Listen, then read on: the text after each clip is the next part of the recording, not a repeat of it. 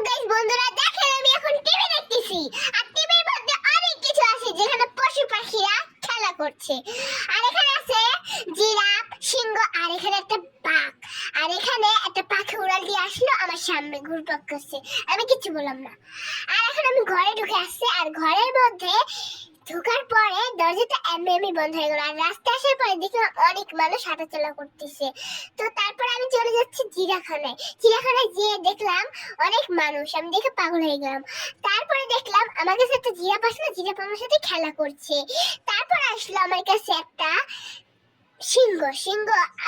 নীরবে আছে আর আমার দিকে একটু তাকাইছে তারপরে আসলো বান্দর বান্দর এসে আমার সাথে খেলা করছে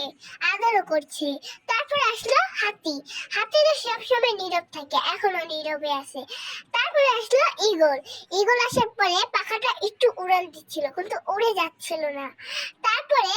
আসলাম আমি কোন জায়গাটা এটা কি বাঘের জায়গা বাঘের জায়গা আসছে মনে হচ্ছে নাহলে হরিণের জায়গা আর রাস্তায় আসলাম রাস্তা কি সুন্দর এখন আমার ঘুমানোতে এখন আমি ঘুমাইতে গেলাম ঠিক আছে টাটা বাই বাই এই পর্যন্ত ভিডিও